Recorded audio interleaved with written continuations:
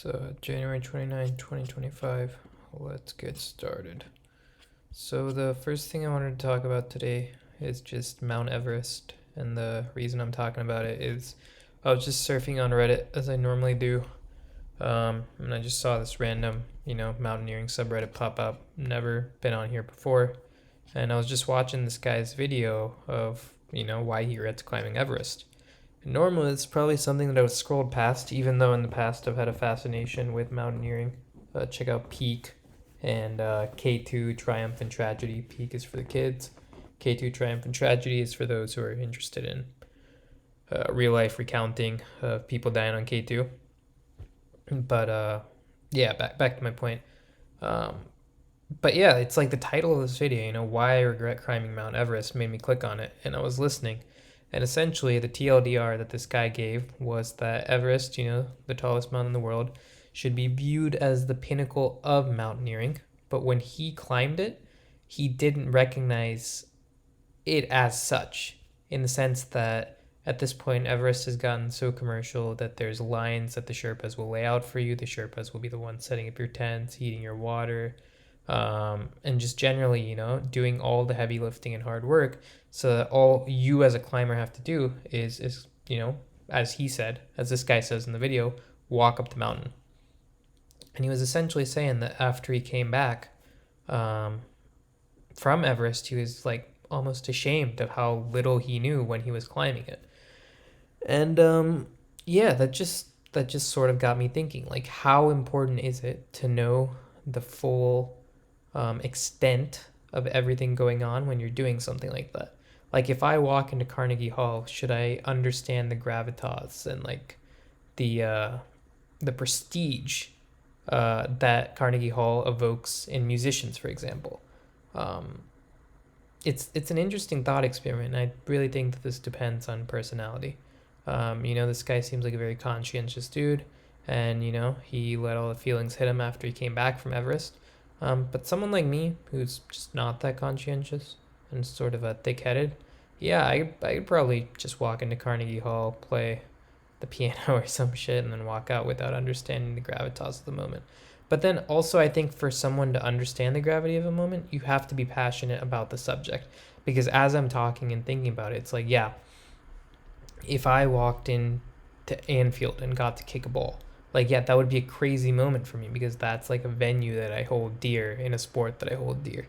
So, interesting thoughts. Yeah, interesting video here too. Ryan Unfiltered, don't know who he is, but it's pretty interesting. The second thing is Tesla. Since it's January 29th, today Tesla had their Q4 2024 fiscal year conference call. And I'm not an avid stock investor or anything. I do have stocks, and I monitor the market just to make sure that nothing serious is happening such that like I need to sell or rebalance my portfolio. But anyway, I was monitoring the market today and was reading the CNBC article on Tesla's earnings. And they mentioned that Tesla's net margin fell, which I'll get into. And they also mentioned that Tesla's revenue missed expectations.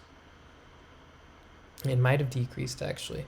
But basically, I'm wondering whether Elon Musk's actions as best buddy of the president will have an effect on people's willingness to buy Teslas.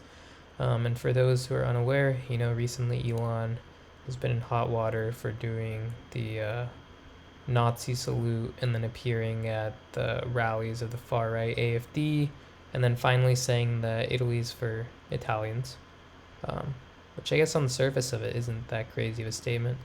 But anyway, he's been in hot water for all of these things, and I wonder if consumers are going to start switching from Tesla to other brands with higher consumer ratings, such as like Rivian, or maybe more cost-effective brands such as Toyota.